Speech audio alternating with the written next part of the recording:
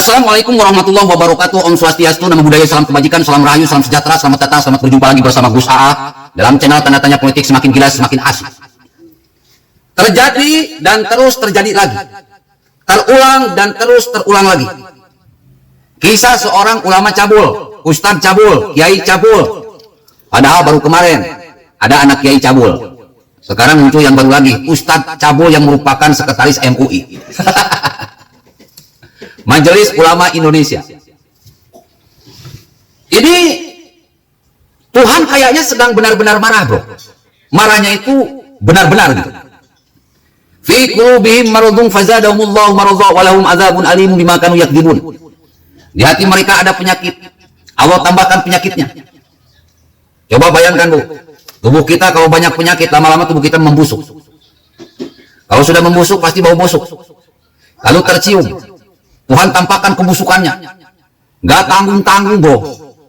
Ulama-ulama busuk ini, ulama-ulama bejat ini, diawali dari Habib Cabul yang tidak diproses hukum, yang di SP3 menyebabkan bermunculan ustadz-ustadz cabul, kiai-kiai cabul. Ya ini salah polisi, bro. Kenapa membela SP3? Seolah-olah tindakan cabul ini diperbolehkan. Makanya tolong kepada Pak Polisi proses hukum kasus Pirsa Hussein dengan Rizik Syihab, biar pada jerah gitu. Kalau Habib Cabul aja tidak diproses, ya akhirnya kayak gini, bermunculan ustadz cabul, kiai-kiai cabul, yang membuat kita semua bertanya-tanya, kita semua pusing, kita semua miris gitu. Ada apa dengan ulama-ulama yang ada di Indonesia ini? Kenapa gitu? Bukankah dalam Islam itu wala taqrabuz zina, dilarang mendekati zina? Kalau mendekatinya aja sudah dilarang, otomatis zina pun dilarang.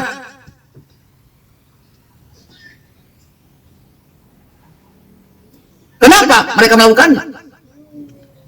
Akhirnya kebusukan-kebusukan ulama-ulama kadrun ini, kebusukan ulama-ulama yang menghalalkan poligami ini, kebusukan ulama-ulama yang menjadi anjing-anjing politik ini, terkuak, terbongkar. Walahum azabun alim bima kanu yakdzibun, sebagai azab yang pedih karena mereka mendustakan ayat-ayat Tuhan.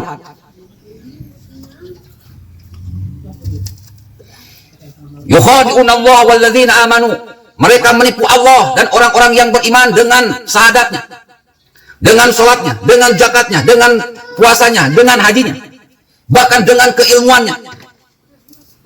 Jadi ustadz tapi dicap sebagai pendusta agama, jadi kiai tapi dicap sebagai pendusta agama, jadi habaib tapi dicap sebagai pendusta agama. Ala laknatullah ala zalimin, Allah melaknat orang-orang yang jahat. Paman adzamu mimman iftara ala Allahil kadziba, sungguh menjijikan orang-orang yang mengadakan kedustaan kepada Allah. Innal munafiqina yukhadi'una Allah wa huwa khadi'un. Mereka lah orang-orang munafik yang hendak menipu Allah. Allah tampakkan kebohongannya, Allah tampakkan kejahatannya, Allah tampakkan kedustakannya. Lihat, siapa yang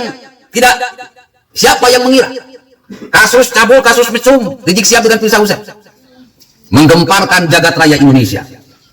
Lalu kesini bermunculan ustadz-ustadz cabul, kiai-kiai cabul. Ada yang 40 santri yang dicabuli di Bandung, ada yang 15, ada yang 9, ada yang 7, ada yang 70. Kemarin 3 orang anak kiai, sekarang ada lagi 2 orang di Cianjur. Edan. Sudah zaman edan, bro. Manusia sudah kelakuannya edan, azab pun keedanan. Top cer.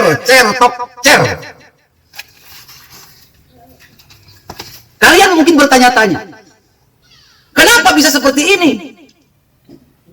Ulama harusnya menjadi panutan. Ulama harusnya menjadi laqad kana lakum fi Rasulillahi uswatun hasanah. Hatinya meneladani Rasulullah, pemikirannya meneladani Rasulullah, lisannya meneladani Rasulullah, perbuatannya meneladani Rasulullah. Malah jadi penjahat-penjahat yang membuat Rasulullah menangis. Penjahat-penjahat berkedok agama, maling-maling berkedok agama, bangsat-bangsat berkedok agama. Ulaika alladzina ishtarawud dhalalata bil huda. Merekalah yang menjual agama demi kepentingan dunia, demi harta, tahta dan wanita.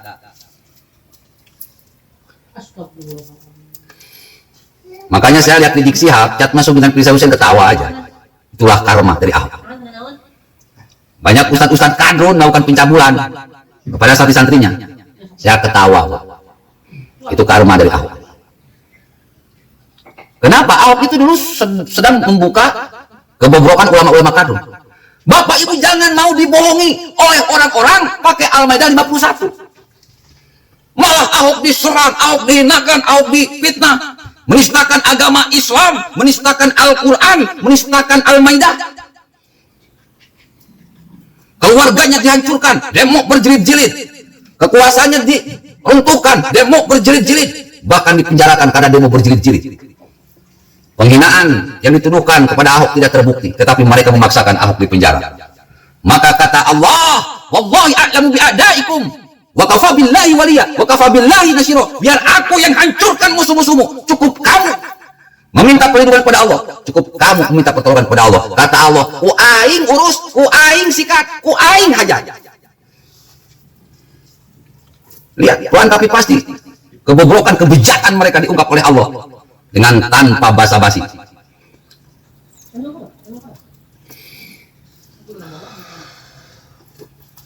Kalau kita lihat dari ilmunya tinggi-tinggi, tetapi ilmunya yang tinggi ini menjatuhkan mereka dan menghancurkan mereka, melemparkan mereka kepada jurang kehinaan. Makanya Bu, kalau ngaji itu harus sama Ustadz Makrifat, Kiai Makrifat. Sekarang banyak ulama-ulama kiai-kiai habaib yang beragamanya itu cangkang, ilmunya cuma teori. Makanya ketika diuji oleh Allah dengan harta cengcai, diuji oleh Allah dengan tahta amburadul, diuji oleh Allah dengan wanita modar, diuji oleh Allah dengan ketenaran rontok, mereka menjadi manusia-manusia yang dihinakan Tuhan, bahkan dihinakan oleh manusia. Ngaji diri, ngaji rasanya kagak ada. Makanya kata saya, ulama-ulama kadrun, ulama-ulama HTI, FPI, PKS, MUI, kalau enggak jadi maling, cabul. Kalau enggak korupsi, makan duit haram, poligami. Tidak punya ilmu marifat, ngaji diri, ngaji rasa. Harusnya kalau pesantren-pesantren mau meluluskan santrinya itu harus dibekali dengan ilmu marifat, biar tidak jadi maerot sama malampir. Ketika jadi ustadz, kerjaannya itu ya sangean sama nakut-nakutin. Kalau kamu tidak patuh sama kiai, masuk neraka. Kalau kamu tidak patuh sama ustadz, masuk neraka. Itu ustadz-ustadz malampir itu, sukanya nakut-nakutin. Kalau kamu tidak patuh sama habaib, nanti tidak akan mendapatkan syafaat di yaumil akhir.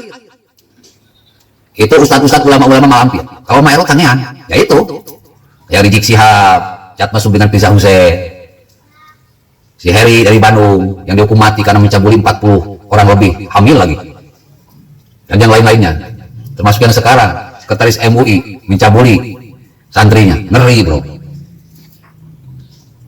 nggak punya ilmu marifat, nggak punya ilmu tauhid. Ilmu tauhid itu ilmu mengenal diri sendiri dan mengenal Tuhan. Barang siapa yang tahu pada dirinya, pasti akan tahu pada Tuhannya. Barang siapa yang tahu pada Tuhannya, pasti tahu pada dirinya. Dia dilahirkan dari tanah, dia akan kembali ke dalam tanah. Manusia hiduplah seperti tanah. Itu orang marifat, bersatu dengan alam. Itu orang marifat. Hidup seperti tanah itu berarti bersatu menjadi alam, menjadi bersatu dengan alam. Dalam bahasa Soekarno itu Tuhan yang berkebudayaan. Orang Islam jadilah orang Islam, jangan jadi orang Arab. Orang Kristen jangan jadi orang Yahudi. Orang Hindu jangan jadi orang India. Orang Buddha jangan jadi orang Cina. Jadilah Indonesia yang berketuhanan dan berkebudayaan, bersatu dengan alam. Tampilkan kemanusiaan yang adil dan beradab. Jadilah manusia-manusia Indonesia dengan budaya Indonesia, tetapi isinya agama yang kalian yakini masing-masing. Berbuat adil dan berbuat sesuatu yang beradab. Nggak gampang membuat Pancasila. Hanya orang-orang yang menjadi wakil Tuhan, orang-orang terpilih yang sanggup menjadi Pancasila. Tidak hanya menciptakan Pancasila, sanggup memahami Pancasila, sanggup menjabarkan Pancasila, bahkan sanggup melaksanakan Pancasila. Itu Soekarno. Sudah mewati-wati dari dulu. Jadi Pancasila ini hasil makrifat Soekarno. Makanya orang-orang yang Pancasalis pasti orang-orang yang maripatis. Ngaji diri, ngaji rasa. Kenali dirimu, maka kamu akan kenal sama Tuhan. Kenali bangsamu, maka kamu akan kenal sama Tuhan. Orang yang kenal sama Tuhan pasti tahu dirinya. Orang yang kenal sama Tuhan pasti tahu bangsanya. Orang ulama-ulama cabul, Habib-habib mesum, mereka tidak kenal kepada dirinya. Mereka tidak kenal kepada Tuhan. Dan mereka tidak kenal kepada Rasulullah SAW. Sebetulnya nggak ada bedanya. Ustadz, kiai, ajengan, profesor, doktor, guru, polisi, TNI, wakil rakyat, gubernur, camat, lurah, rakyat, karyawan, bos, nggak ada bedanya. Itu cuma status sosial. Yang membedakan kata Allah, inna akramakum indallahi atqakum. Yang membedakan hanyalah ketaatan kepada Tuhannya dan ketaatan kepada negaranya.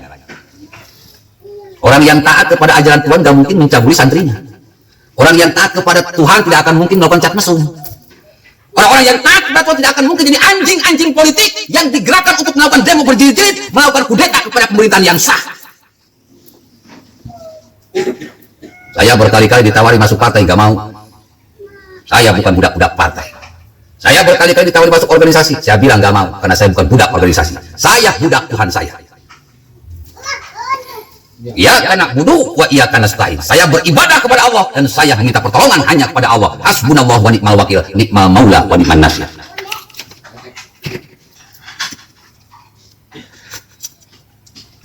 Jadi banyak ulama-ulama kadun ini ulama-ulama cangkang, cuma teori. Makanya ketika diuji mereka tidak lulus. Al-Quran mereka hafal. Hadis banyak mereka hafal, tetapi ternyata mereka tidak paham. Sehingga ketika melaksanakan apa yang mereka hafal, melaksanakan apa yang mereka pahami, jauh panggang daripada api.